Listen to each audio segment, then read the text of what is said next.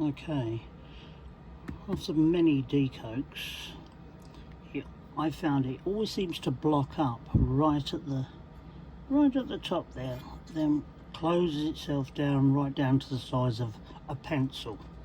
So I thought I'd measure it. So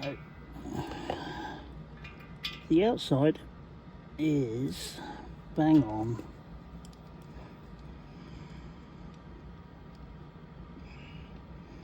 19.25 millimeters. The inside hole, when I first started, I noticed it wasn't the same. But then when you turn it round, I don't know if I can show you this.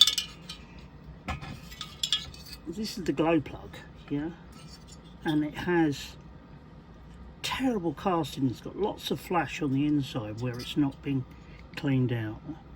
I don't know if the camera's getting that. Okay, well the same happens in the exhaust port. Now if I can get a torch, I might be able to show you what I've done. Okay, now if you see that hole there now, I've opened that up, and that is now, well, it was about 16-17 millimeters.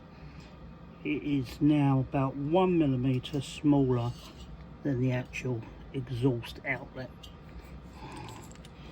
Let's see if I can measure that.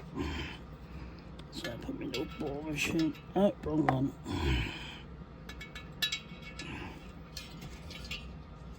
Put that down the exhaust bar. And it sleeves. Hold on. Undo. Tighten up. Come on. Oh, come out the top then. Okay. So we've got 1924. Now we've got 18. Oh, missed it. Stop slipping off. 1867.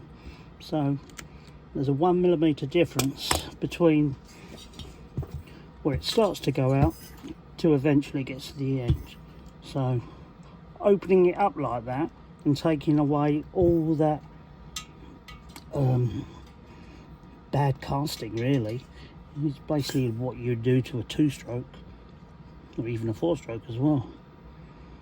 So if by doing that you find the heater's not running so hot because now your gases are getting out quicker, then, which might happen, then you can just either add another silencer and you'll be back to where you was regarding back pressure, because it's the back pressure that keeps the chamber warm and naturally hasn't got a piston going up and down. All it's got is that silly little fan blowing it down there. So the least obstructions for its exit, the better. I don't know if you can, that is awful, that casting mark there. It really is grim. Okay, I'm going to try and add that with another video. Thank you.